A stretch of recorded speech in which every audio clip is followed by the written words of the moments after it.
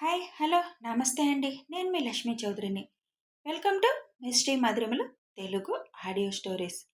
Brindavanam part 180తో మీ ముందుకు వచ్చేసాను. కథలోకి వెళ్లే ముందు ఎప్పట్లాగా రిక్వెస్ట్, వీడియో నచ్చితే వీడియోకి ఒక లైక్ చేయండి. అలాగే హైప్ ఇచ్చి కథను మరింత మందిలోకి రీచ్ అయ్యేలా చేయండి. ఇక కథలోకి వెళ్దాం. అమృతని ఒక డాక్టర్గా అదే టైంలో భర్తగా హ్యాండిల్ చేయడం మొదలుపెట్టాడు అన్వేష్. ఫీలింగ్స్ బలవంతంగా ఆపుకున్న ఆ ప్రెషర్ అంతా పొట్ట మీద పడి ఎక్కడ తనకి పెయిన్ స్టార్ట్ అవుతుందో అన్న భయం అన్వేష్లో మొదలై జాగ్రత్తగా అమృతని కంట్రోల్ తెచ్చే దిశగా ప్రయత్నం చేశాడు. అన్వేష్ చేతులతో చేసే మాయలోనే తన ఫీలింగ్స్ని సంతృప్తి పరుచుకుంటూ అన్వేష్ ముద్దులో తన ప్రేమని పొందుతూ నెమ్మదిగా తనని తాను నిదానపరుచుకోవాలని చాలా ప్రయత్నం చేస్తుంది అమృత. కానీ చాలా కష్టపడాల్సి వస్తుంది. అన్వేష్ని తన చేతులతో చుట్టేయాలి అన్న కోరికని బేబీ మీదే చేతులు ఉంచమని చెప్పడంతో ఆ చేతులు తీయలేక అన్వేష్ని హత్తుకోవాలన్న కోరికను కష్టంగా అణుచుకుంటూ నెమ్మదిగా తనని తాను నిలువరించుకుంటుంది. నెమ్మదిగా అమృత పెదాలు వదిలి ఆ అమృతని చూస్తాడు అన్వేష్. తను కొంచెం కంట్రోల్లోకి వచ్చిందని అర్థమయ్యాక నుదురు మీద ముద్దు పెట్టి ఆర్ యు ఓకే అని అడుగుతాడు. అని అన్వేష్ కళ్ళల్లోకి చూడలేక నెమ్మదిగా పక్కకు తిరిగి కళ్ళు మూసుకుంటుంది అమృత. ఆ కళ్ళల్లో నుంచి నీళ్లు కారిపోతూ ఉంటాయి. ఇప్పుడు నువ్వెందుకురా అంత గిల్టీగా ఫీల్ అవుతున్నావు? నువ్వు నా భార్యవి. మగవాడికి ఎంత ఫీలింగ్స్ వస్తాయో ఆడవాళ్ళకు కూడా అంతే ఫీలింగ్స్ వస్తాయి. అందులో నువ్వు ఫీల్ అవడానికి ఏమీ లేదు. భర్త దగ్గర మీ కోరిక చెప్పుకోవడం మీ హక్కు. ఇంకా ప్రెగ్నెన్సీ టైంలో హార్మోన్స్ ఇన్బ్యాలెన్స్ అయినప్పుడు హెవీగా ఫీలింగ్స్ రావడం సహజం. మామూలుగా అయితే కలయికేమీ పెద్ద ప్రాబ్లం కాదు. కానీ నీ కండిషన్ కలయిక అవ్వదు అంతే. దానిలో నువ్వు గిల్టీగా ఫీల్ అవ్వాల్సిందేముంది అని అమృతని వెనక నుంచి హత్తుకొని ఏం ఆలోచించకుండా పడుకో అని అంటాడు. కానీ అమృత ఏడుస్తుందని అర్థమై తన వైపు తిప్పుకుంటాడు నెమ్మదిగా. అన్వేష్ని చూడలేక కళ్ళు మూసుకొని చిన్నగా వెక్కుతున్న అమృతని చూసి ఇప్పుడు ఎందుకమ్మో ఈ కన్నీళ్ళు అని అడుగుతాడు అన్వేష్. వెంటనే అన్వేష్ మెడ చుట్టూ ఒక చెయ్యి వేసి ఐఎమ్ సారీ విష్ అని అంటుంది. దేనికి ఇప్పుడు సారీ చెప్తున్నావు నువ్వు అని చిరుకోపంగా అడుగుతాడు. నా వల్ల నీకు అన్నీ కష్టాలే, ఏ విధంగానూ సుఖం లేదు. నీకే సుఖం ఇవ్వలేకపోగా ఇప్పుడు మళ్ళీ నేనే రెచ్చగొట్టినట్లు అయింది నిన్ను. ఎలా విష్ అలా నిన్ను నువ్వు కంట్రోల్ చేసుకోగలుగుతూ నన్ను కూడా కంట్రోల్ చేశావు అని ఏడుస్తూనే అడుగుతుంది. ఏడవకూడదని వదిన అన్నిసార్లు చెప్పాక కూడా నువ్వు ఏడిస్తే ఏంటి అర్థం అమ్మో? దానివల్ల పొట్టనొప్పి వస్తుందని తెలుసు కదా, ముందు ఏడు పాపే అంటాడు కోపంగా. ఏడవకూడదని అక్క నాకేం చెప్పలేదు, టెన్షన్ పడకూడదనే చెప్పింది అని అంటుంది ముద్దుగా. అన్వేష్ చిన్నగా నవ్వుతూ ఏడ్చినప్పుడు కూడా పొట్ట అదురుతుంది కదా అమ్మో, మరి అది ఎఫెక్ట్ చూపిస్తుంది కదా. పైగా బేబీ కడుపులో ఉన్నప్పుడు తల్లి ఏడిస్తే బేబీ కూడా డల్ అయిపోతుందంట.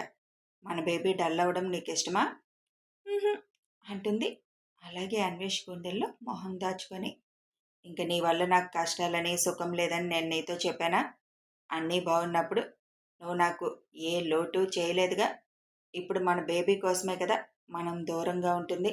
ఆ మాత్రానికే నాకు కష్టమని నీకు నువ్వే ఊహించేసుకుంటే ఎలా?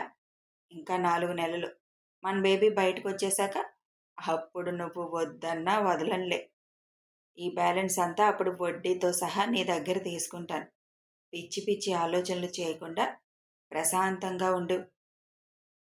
నువ్వు బేబీ క్షేమంగా ఉంటే అంతకంటే నాకు ఇంకేమీ అవసరం లేదు. అర్థమవుతుందా నేను చెప్పింది అని అంటాడు అన్వేష్. కొంచెం పొట్టలో నొప్పిగా అనిపించేసరికి విష్ అక్కని పిలవవా ఒకసారి అని అడుగుతుంది. ఎందుకురా, పొట్టలో నొప్పి ఏమైనా వస్తుందా అని లేచి కూర్చొని అడుగుతాడు. చిన్నగా పెయిన్ అనిపిస్తుంది, పెద్దదవక ముందే అక్కను పిలిస్తే బాగుంటుంది కదా అని అంటుంది అమృత. అమృత ఫీలింగ్స్ని కంట్రోల్ చేసుకోవడం అంటే కొద్దిగా ఒత్తిడికి గురవడం ఖాయం. ఆ ఒత్తిడికి గురైనప్పుడు అది పొట్ట మీద ఎఫెక్ట్ చూపిస్తుందనే అన్వేష్ తన ప్రయత్నంగా బలవంతంగా ఆపుకునే విధంగా కాకుండా నెమ్మదిగా కంట్రోల్లోకి వచ్చేలా చేశాడు. అయినా కూడా నొప్పి చిన్నగా స్టార్ట్ అవుతుంది అమృతకి. వెంటనే అన్వేష్ ఐషుకి ఫోన్ చేస్తాడు. అప్పుడే నిద్రలోకి జారుకుంటున్న ఐషు ఫోన్ సౌండ్కి మెలకు వచ్చి అన్వేష్ నుంచి ఫోన్ అవడంతో ఈ టైంలో చేశాడంటే అమృతకి ఏదో ప్రాబ్లం వచ్చిందని అర్థమై 2 నిమిషాల్లో వస్తున్నాను అన్వేష్ అని చెప్పి ఫోన్ కట్ చేసి వెంటనే లేచి తన డ్రెస్ సరి చేసుకుంటుంది. ఏమైందిరా అని శివ్ కూడా లేచి అడగడంతో అన్వేష్ ఫోన్ చేశాడు. అమృతకి ఏమైనా పెయిన్ వస్తుందేమో, నేను వెళ్తున్నాను కన్నా అని ఫాస్ట్గా డోర్ తీసుకొని వచ్చేస్తుంది ఐషు. శివ్ కూడా లేచి టీషర్ట్ వేసుకుని బయటికి వస్తాడు. అప్పటికే అన్వేష్ డోర్ తీసి ఉంచడంతో లోపలికి వచ్చిన ఐషు ఏమైంది అన్వేష్ అని అడుగుతుంది. చిన్నగా కడుపులో నొప్పి వస్తుందంటోదినా అని అంటాడు అన్వేష్. అమృత దగ్గరికి వచ్చి ఏమైందిరా, నిద్రలో స్టార్ట్ అయిందా నొప్పి అని అడుగుతుంది. కాదక్క అని చెప్పలేక సైలెంట్ అయిపోతే తనకి హెవీ ఫీలింగ్స్ వచ్చాయోదినా అని అన్వేష్ చెప్తాడు.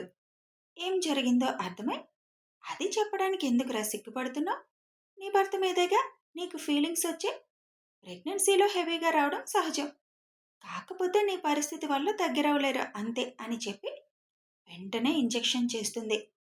శివ్ గుమ్మం దాకా వస్తాడు కానీ అమృత ఏ కండిషన్లో ఉందో తెలియక డోర్ నాక్ చేస్తాడు. మీ అన్నయ్య అనుకుంటా, నువ్వు వెళ్ళి అన్వేష్, నేను తనతో మాట్లాడతాను అని అన్వేషణ పంపిస్తుంది బయటికి. ఎందుకు ఏడ్చావమ్మో అని అడుగుతుంది ఐషు. అక్క, నేను ఏడ్చానని కూడా నీకు అర్థమైపోయిందా అని అడుగుతుంది. మొహం చూస్తే తెలుస్తుందిలే, ఏడవలసినంత అవసరం ఏమొచ్చింది నీకు అని చిరుకోపంగా అడుగుతుంది. తనకి నేనేమీ సుఖం ఇవ్వలేకపోగా పైగా ఇవాళ నేనే తనని రెచ్చగొట్టి తనని ఇబ్బంది పెట్టేశానక్క. నిజంగా ఎంత కంట్రోల్గా నన్ను కంట్రోల్ చేశారు, అది తలుచుకుంటే బాధగా అనిపించిందక్క అని అంటుంది అమృత. ఒక 4 నెలలు 5 నెలలు భార్యాభర్తలు దూరంగా ఉన్నంత మాత్రాన అంత ఫీల్ అవ్వాల్సిన అవసరం ఏమీ లేదు. సుఖం అంటే ఒట్టి సెక్స్ అనుకుంటే ఎలా అమ్మో, నువ్వు నవ్వుతూ ఉంటే తనకి సంతోషం ఉంటుంది, అందులోనే సుఖం ఉంటుంది. నువ్వు సరదాగా మాట్లాడితే నువ్వు బాగున్నావు అన్న ఆనందంలోనే తనకి సుఖం దొరుకుతుంది. పిచ్చి పిచ్చి ఆలోచనలు పెట్టుకొని పిచ్చి వేషాలు వేయకు. అన్వేష్ అన్నాడా నీతో నువ్వు నాకు సుఖం ఇవ్వట్లేదు అని? ఓవర్ థింకింగ్ ఆపేసాయి, అది మంచిది కాదు నీకు. సారీ అక్క, ఆ టైంలో అలా అనిపించేసింది. అసలు అలాంటి ఫీలింగ్స్ రాకుండా కూడా మెడిసిన్ ఏమీ ఉండదా అక్క? అలాంటి మెడిసిన్ వాడకూడదు. ప్రెగ్నెన్సీగా ఉన్నప్పుడు అలాంటి మెడిసిన్స్ అస్సలు వేసుకోరు. కానీ నొప్పి తగ్గిందా? అక్క, ఇప్పుడేం పెయిన్ అనిపించడం లేదు. నువ్వు ఏడవడం కూడా చేయకమ్ము, దానివల్ల పొట్ట అదురుతుంది కదా. నీకు చాలాసార్లు చెప్పాను, నువ్వు ఒక గాజు బొమ్మ ఇప్పుడు అని. ప్రతి చిన్న రియాక్షన్కి యాక్షన్ ఉంటుంది, అది మైండ్లో పెట్టుకొని ఉండు, లేదంటే నేనే నిన్ను కొట్టేస్తాను అని అంటుంది ఐషు. కొట్టాక నీకు అన్ని హక్కులు ఉన్నాయి, ఈ డైలాగులు బాగానే కొడతావులే. ఒకటి గుర్తుపెట్టుకో అమ్మో, అన్వేష్ నీకు భర్త కంటే ముందు ఒక డాక్టర్, తనకి నీ కండిషన్ మొత్తం తెలుసు. అప్పుడు నిన్ను తప్పుగా అనుకోడు. ఈ సిట్యువేషన్లో నీ దగ్గర నుంచి ఏదో కావాలని కోరుకోడు. నువ్వు తన గురించి ఆలోచించడం మానేసే, నీ బేబీ గురించి ఆలోచించుకో.